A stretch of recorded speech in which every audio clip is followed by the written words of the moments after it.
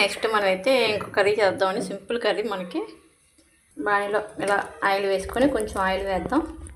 ఉల్లిపాయలు పచ్చిమిర్చి టమాటా ఓన్లీ టమాటా చింతపండు వేయకుండా ఓన్లీ టమాటాతో మనం కర్రీ చేసుకోవచ్చండి. ఈ కోసి ఇలా పెట్టేసుకుంటే ఆయిల్ చప్పగా మగ్గుతాయి. కొంచెం పసుపు వేసేస్తున్నానండి.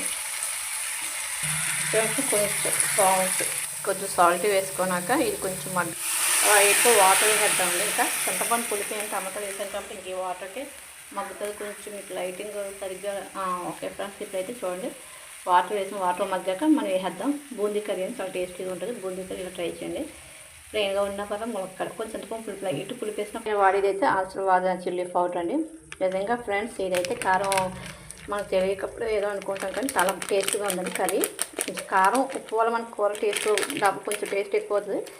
ఆచి చిల్లీ పౌడర్ కూడా చాలా టేస్టీగా ఉంది. ఈ పౌడర్తో చిల్లీ పౌడర్తో మనకి మంచి కలరే కాకుండా మంచి టేస్టీగా మన వంటలు బాగుంటాయండి. ఇంకా టేస్ట్ ఎక్కువ అవుతుందండి. ఇలా వాటర్ కొంచెం బూందీ యాడ్ చేసుకొని ఇలా బూందీ యాడ్ చేసేసి కొంచెం జస్ట్ ఈ వాటర్లో కొంచెం సేపు మగ్గనిస్తే దగ్గరికి అయిపోయింది. ఓకే ఫ్రెండ్స్, కర్రీ అయితే అయిపోయినట్టు ఆల్మోస్ట్ దగ్గరికి వస్తుంది. ఇలా దగ్గరికి అయిపోయింది.